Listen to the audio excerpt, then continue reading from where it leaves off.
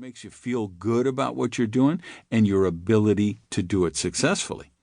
But the main purpose of this book is to be used as your textbook for becoming successful or more successful in the business. You'll discover specific and tangible ways to find great candidates, qualify them, move them into a compelling series of presentations, recruit the right ones, train them, develop them, and then lead them to success. This stuff works. This stuff works in the real world today. Even with all the changes in regulations, social media, the internet, mobile apps, replicated websites, and just overall economic upheaval. In case you haven't figured it out yet, this book is the natural sequel or follow-up to my book, How to Build a Multi-Level Money Machine. Because the world has changed so much, I felt that instead of a new edition of the old book, it was time to start fresh with a clean canvas. Why? Well, the ever-increasing role of e-commerce, technology, and social media has impacted the business on a scale almost unimaginable, even 5 years ago. The regulatory environment has become more complex and certainly more negative. And the public perception and portrayal of the business, which had experienced a positive swing for many years, has taken a steep slide downward. This new book also differs from its predecessor in construction.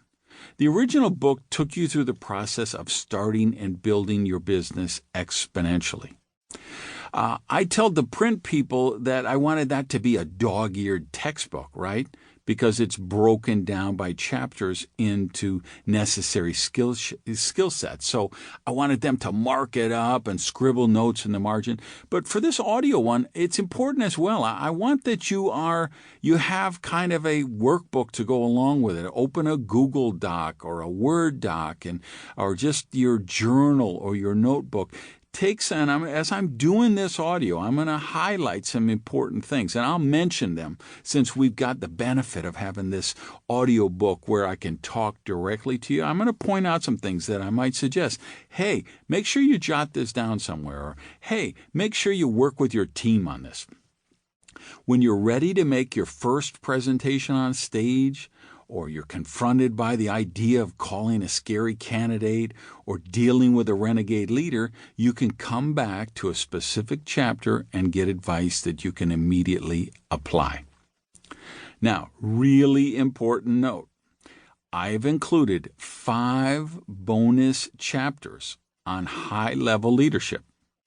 For you guys who are new to the business, I am strongly recommending that you initially skip chapters 13, 14, 15, 16, and 17. So in other words, you're going to proceed directly from chapter 12 to chapter 18. Those chapters are about complex leadership strategies and would probably overwhelm you if you listen to them now if you're just joining, if you're new in the business. It would be better to come back and listen to them after you've been in the business at least 2 years.